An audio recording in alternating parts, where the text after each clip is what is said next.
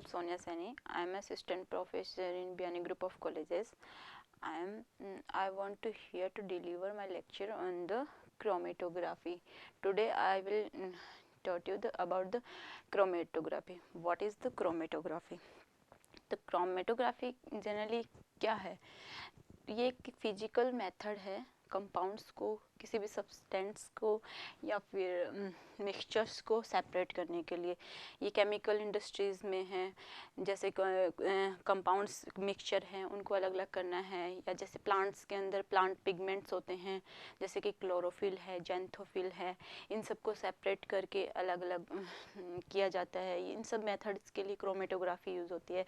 या फिर जैसे कि बायोकेमिस्ट्री के अंदर अमीनो एसिड्स हैं, उनके मिक्सचर को सेपरेट करना है, अलग अलग आइडेंटिफाई करना है, उनकी स्ट्रक्चर्स आइडेंटिफाई करनी है। तो सबसे पहले ज़रूरी है कि हम प्रोटीन्स स्ट्रक्चर हैं उनको पेप्टाइड बॉन्ड ब्रेक करके उनको अमीनो एसिड्स में कन्वर्ट करें, एंड देन अमीनो एसिड्स की पर्टिकुलर स्ट्रक्चर आइडेंटिफिकेशन के लिए सबसे पहले ज़रूरी होगा कि उनका सेपरेशन कैसे होता है।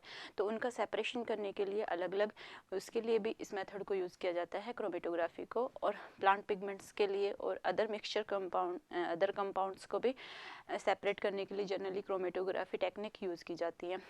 तो क्रोमेटोग्राफी का जनरल प्रिंसिपल ये होता है कि इसके अंदर जनरली जो सैंपल होता है उसको एग्जामाइन करने के लिए, उसको आइडेंटिफाई करने के लिए, जैसे कि सैंपल है, सैंपल को हम बोल रहे हैं सॉल्यूट और एनालाइट।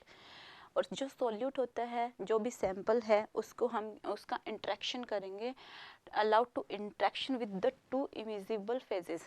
इमिजिबल फेजेस, यहाँ पे दो टाइप के फेजेस यूज़ की जाती हैं क्रोमेटोग्राफी के अंदर जनरली, जिन्हें बोलते हैं mobile phase and the second is the stationary phase. Two phases are here. Mobile phase इसको हमने लिखा है कि it also called the moving phase.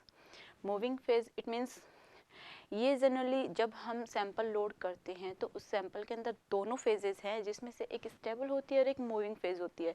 जैसे कि स्टेशनरी फेज है, stationary phase does not move, ये सैंपल में रन नहीं करेगी। जनरली जो सैंपल हम लोड करते हैं वो मोबाइल फेज के थ्रू रन करता है, तो इसलिए इसको बोलते हैं मोबाइल फेज। जनरली इन दोनों जो फेजेस का नेचर वो होता है, बोथ टाइप हो सकता है, solid, it can be solid and liquid and gas and liquid. Both type of nature is possible here. तो मोबाइल फेज है generally move the sample through the stationary phase. तो जो मोबाइल फेज होती है वो मूव करती है sample में through the stationary phase. And according the liquid and gas position, mobile phase also divided into two types, liquid chromatography and the gas chromatography. अगर हम लिक्विड फॉर्म में लेते हैं then it called the liquid chromatography. If we are using the gas, then it also called the gas chromatography.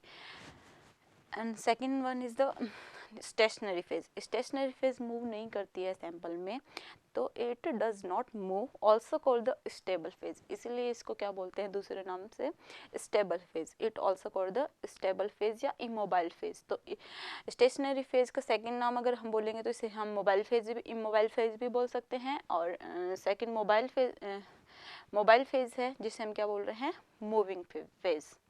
ठीक है, तो these are the two major phases which are used in the chromatography for separation of mixture compounds and the plant pigments, amino acids. आगे हम देखते हैं, देखो chromatography के बारे में अभी हमने पढ़ा है। अब क्रोमेटोग्राफी का क्लासिफिकेशन देखते हैं कि किस बेसिस पे क्रोमेटोग्राफी में क्लासिफिकेशन किया गया है, आगे सब टाइप्स किए गए हैं। तो classification of the chromatography generally based होता है ऑन द फंडामेंटल वेज। यहाँ पे 3 फंडामेंटल वेज हैं जिसके अकॉर्डिंग क्रोमेटोग्राफी को जनरली 3 पार्ट्स में डिवाइड किया गया है।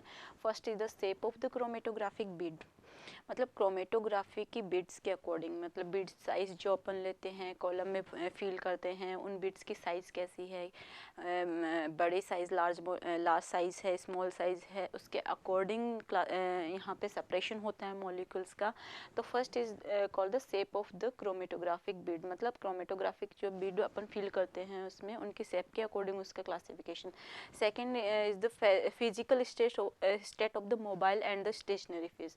और दूसरी कंडीशन यहाँ पे होती है कि जो फिजिकल स्टेट हम लेते हैं मोबाइल और स्टेशनरी फेज की, वो कैसी है, कि सॉलिड है, लिक्विड है, कैसी है। मतलब जैसे कि अगर वहाँ पे फिजिकल स्टेट अगर हम लेते हैं गैस तो वो कहलाती है गैस क्रोमेटोग्राफी। अगर हम लिक्विड फॉर्म में लेते हैं फेज को तो वो कहलाती है लिक्विड क्रोमेटोग्राफी। एंड देन आगे इसमें वापस सब डिवीजन होता है उसके अकॉर्डिंग कि वहाँ पे दोनों फेजेस कैसे हैं, दोनों फेजेस का नेचर क्या है। क्योंकि यहाँ पे दो फेज ले रहे हैं तो दोनों फेज का नेचर भी हमें मेंशन करना ज़रूरी है कि जो मोबाइल फेज ले रहे हैं वो कैसी है, सॉलिड है कि लिक्विड है, और या स्टेशनरी फेज जो हम ले यूज़ कर रहे हैं वो उसका नेचर कैसा है, उसकी फिजिकल स्टेट कैसी है, कि वो गैस है, सॉलिड है, लिक्विड है, कैसी है। तो on the basis according the basis उसको वापस दो सब ग्रुप में डिवाइडेड किया गया है कि अगर गैस क्रोमेटोग्राफी है तो उसमें भी जो हम ले रहे हैं फेज वो गैस सॉलिड क्रोमेटोग्राफी है या गैस लिक्विड क्रोमेटोग्राफी है। गैस सॉलिड यहाँ पे दोनों हम देख रहे हैं एक साथ हैं। इसका मीन्स ये है कि यहाँ पे जो दो फेज ले रहे हैं उनमें एक फेज का नेचर गैस है, दूसरी फेज का लिक्विड है या सॉलिड है, सॉरी। और second is the gas liquid, मतलब एक फेज का नेचर गैस है एंड दूसरी का क्या है, लिक्विड है। तो इस तरीके से फिर वापस इसमें टू सब ग्रुप्स हैं। ऐसे ही अगर लिक्विड क्रोमेटोग्राफी अगर हम यूज़ करते हैं सेपरेशन के लिए, मॉलिक्यूल्स के सेपरेशन के लिए, तो यहाँ पे फिर उनका नेचर कि दोनों जो स्टेट हैं, दोनों फेज का जो फिजिकल नेचर है वो कैसा है, कि दोनों लिक्विड, एक लिक्विड है दूसरी सॉलिड है, या फिर दूसरी पहली भी लिक्विड है स्टेशनरी, और जो स्टेशनरी और मोबाइल फेज है उन दोनों ही की फिजिकल स्टेट कैसी है, लिक्विड फॉर्म में है। तो लिक्विड फॉर्म में है तो इसके अकॉर्डिंग इसको ये कहलाती है कि लिक्विड क्रोमेटोग्राफी। और थर्ड लास्ट है मैकेनिज्म ऑफ द सेपरेशन। तो mechanism of separation it means हम कौन सी मैकेनिज्म यूज़ कर रहे हैं कंपाउंड को सेपरेट करने के लिए।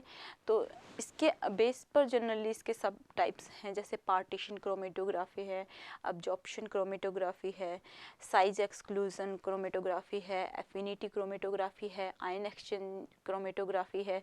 ये सब अलग अलग हैं according the separation of molecule. जैसे हम देखते हैं कि अब्जॉर्प्शन क्रोमेटोग्राफी में क्या होता है, जो मॉलिक्यूल्स होते हैं, जो मॉलिक्यूल हम यहाँ पे लेते हैं उनमें बॉन्डिंग, क्योंकि जब हम कॉलम में फिल करते हैं, उनका सेपरेशन करते हैं, तो जो मॉलिक्यूल्स जो हम ले रहे हैं उनका भी कुछ नेचर होता है। जैसे कि वो नॉन पोलार हैं, पोलार है, पोलार मॉलिक्यूल्स हैं, नॉन पोलार मॉलिक्यूल्स है। तो ऑब्वियसली आप जानते हो कि जैसे अगर अब हमने जो कंपाउंड लिया है, जो मॉलिक्यूल्स लिया है, अगर वो पोलार नेचर का है तो वो किसके साथ बॉन्डिंग शो करेगा, पोलार मॉलिक्यूल के साथ। अगर जो नॉन पोलार है तो वो नॉन पोलार के साथ बॉन्डिंग शो करेगा। अगर बॉन्डिंग कर लिया जाता है तो वो पहले इल्यूट आउट नहीं होगा, क्योंकि अगर उसने टाइटली अगर बॉन्डिंग करी है, मतलब जो हमने उसमें फिजिकल स्टेट जो इन फेजेस की ली है उनके साथ उसने बॉन्डिंग कर ली है, तो वो पहले इजीली सेपरेट नहीं हो पाएगा। तो वो मॉलिक्यूल जल्दी सेपरेट होंगे जो उसके साथ बॉन्डिंग शो नहीं करते हैं।